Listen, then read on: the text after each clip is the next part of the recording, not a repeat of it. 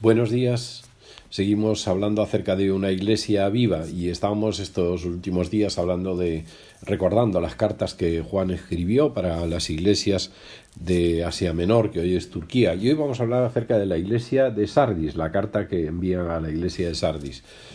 Vamos a imaginar la siguiente escena. Imaginaos la escena de un accidente donde las víctimas han pasado la barrera entre la vida y la muerte, donde llegan médicos o paramédicos y no encuentran latido de corazón, la respiración ha fallado, no hay signos vitales, pero los paramédicos no se dan por vencidos y no aceptan la muerte como final. Empiezan a dar primeros auxilios, tal vez inyectan una medicina que estimule el corazón y dan respiración artificial. Por unos momentos tensos nada ocurre, pero luego la víctima empieza a toser y respirar y el corazón empieza a latir, bombeando esa sangre vital a la vida, a todas las partes del cuerpo. En unos momentos la víctima se estabiliza y en vez de llevarle al cementerio, le llevan al hospital, donde se recupera. ¿Se había muerto esta persona? Sin entrar en mucha discusión técnica o teológica, se podría decir que sí, estaba muerto. Si no fuera por el tratamiento experto de los paramédicos, el paciente hubiera muerto. Pero sabemos que en muchas situaciones esta muerte no tiene que ser permanente. Con el tratamiento apropiado, a veces una persona vuelve a revivir. Esta es la situación de la iglesia de Sardis. Jesucristo lo pronuncia como muerta, pero hay la esperanza que unos primeros auxilios espirituales puedan revivirla. Pero a diferencia de la víctima en nuestra ilustración, la iglesia de Sardis todavía sigue activa. Todavía tenían sus reuniones semanales, cantaban canciones, oraban, compartían enseñanzas bíblicas y tenían sus ministerios. Pero, aunque estaba muy activa, Cristo dice que no estaba viva. Hoy vamos a descubrir qué significa esto y cuál es la diferencia entre una iglesia viva y una iglesia muerta. En Apocalipsis 3, del 1 al 6, encontramos los textos que voy a ir comentando de paso. El texto número 1 dice: escribe al ángel de la iglesia de Sardis. Sardis era una ciudad mercantil importante que se encontraba sobre una ruta importante comercial a unos 48 kilómetros al sureste de Tiatira. La ciudad se había enriquecido gracias a sus industrias como la joyería, los tintes, textiles. Era un centro religioso pagano donde se encontraba un templo de Artemisa, Diana para los griegos, cuyas ruinas todavía existen hoy. También había un templo grande para Artemisa en la ciudad de Éfeso. Es interesante que los arqueólogos hayan encontrado ruinas de un templo cristiano al lado del templo pagano.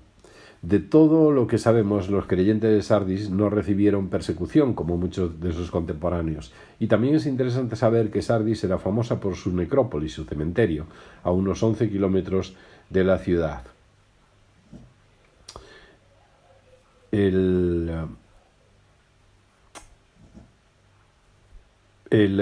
Sabéis que en todas las cartas aparecen el recuerdo de cosas positivas, pero también quejas o faltas.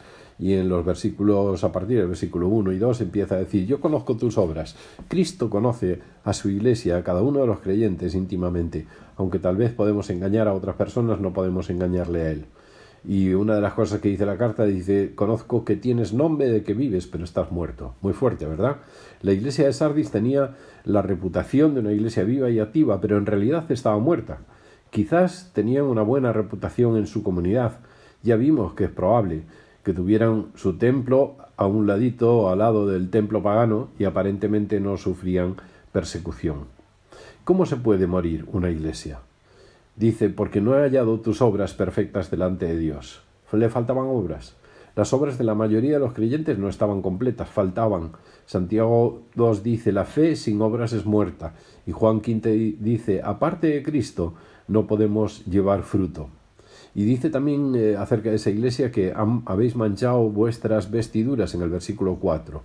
Y eso es falta de lavamiento. Si había pocas personas que no habían manchado sus vestiduras, quiere decir que la mayoría las tenían manchadas. Primera Juan 1:9 dice: el cristiano necesita un baño, una limpieza. Y Gálatas 5 dice: debéis andar en el Espíritu y producir su fruto. Tal vez podemos engañar a los que nos rodean, pero jamás engañaremos a Dios. Nuestra vida realmente está produciendo frutos para el Señor. Estamos en buena comunión con Dios. Hay una advertencia que hace Juan en esta carta y dice: sé vigilante y afirma las otras cosas que están para morir. Cristo está diciendo que habría unas pocas señales muy débiles de vida todavía en la iglesia de Sardis, pero que si no se despertaban pronto, aún esas morirían.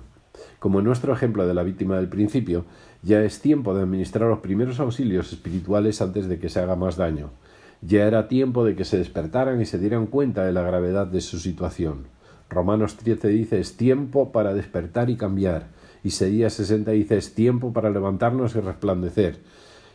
Y en el texto dice, acuérdate pues de lo que has recibido y oído y guárdalo y arrepiéntete. Acuérdate de lo que has recibido y oído de la palabra de Dios. No es falta de conocimiento, sino falta de aplicación. Y hay una distancia entre el cerebro y el corazón. Así que guárdalo, tenemos que aplicarlo. Santiago dice que tenemos que ser hacedores de la palabra y no solo oidores. Arrepiéntete, es otro consejo de la carta. El arrepentimiento es cambiar un modo de pensar sobre algo y mostrarlo con acciones. Si estamos cómodamente muriéndonos espiritualmente, tenemos que despertarnos. Y termina diciendo, el que tiene oído, oiga lo que el Espíritu dice a las iglesias. Es un llamado que se repite en las 7 cartas. Este llamado es para todos los creyentes de todo tiempo, para nosotros también. Tenemos que oír y aplicar los consejos de Cristo. Pues si no velas, dice la carta, vendré sobre ti como un ladrón y no sabrás a qué hora vendré sobre ti. Si la iglesia de Sardis y las personas de esa iglesia no cambiaban, solo les esperaba juicio. Y el juicio sería en forma de sorpresa inesperada como un ladrón. Esto no se refiere a la segunda venida de Cristo, sino a su juicio para una iglesia y las personas que se llamaban creyentes, pero que su vida no lo demostraba. Si la iglesia no iba a ser un buen testimonio, sería removida. Termina con una felicitación. Dice, pero tienes unas pocas personas en Sardis que no han manchado sus vestiduras. Y había unas cuantas personas que sí tenían vida y no se habían manchado. Es interesante que Cristo usa esta imagen sabiendo que la industria de los textiles en aquella zona era muy importante en esa ciudad. Y se dice que era prohibido, aun en círculos paganos, acercarse a uno de los dioses con ropa manchada. Y la promesa es que tenemos la responsabilidad de mantenernos puros en medio de una sociedad impura. Y dice, para que seáis irreprensibles y sencillos, hijos de Dios en medio de una generación maligna y perversa, en medio de la cual resplandecéis en el mundo. Filipenses 2:15. Y la segunda parte de la promesa de la carta es que andaréis conmigo con vestiduras blancas, porque sois dignos. Andar con Cristo nos habla de comunión con Él. Si no confesamos nuestros pecados, no podemos andar en buena comunión con Él. Las vestiduras blancas, especialmente aquí en Apocalipsis, representan victoria y pureza por medio de Cristo y de su sangre. Estas son las promesas para los que se arrepienten y para los que y por fe tienen victoria. Son promesas para vida abundante en este mundo y para una vida eterna después. El que confiesa a Cristo delante de los hombres será confesado delante de Dios. Creo que la reflexión es suficientemente importante como para que nosotros nos preocupemos de vivir realmente y no de aparentar vida. Dios nos está llamando a tener una vida de compromiso y Pablo lo dice muy claro en Romanos 8 dice, si el Espíritu de aquel que levantó de los muertos a Jesús mora en vosotros, el Espíritu que levantó de los muertos a Cristo Jesús vivificará también vuestros cuerpos mortales por su Espíritu que mora en y sin mancha, y seréis luminares en el mundo. Así que, hermanos, deudores somos, no a la carne, para que vivamos conforme a la carne, porque si vivimos conforme a la carne, moriremos, mas si por el Espíritu hacemos morir las obras de la carne, viviremos. Que seamos una iglesia viva y no aparentemente viva. Buen y bendecido día.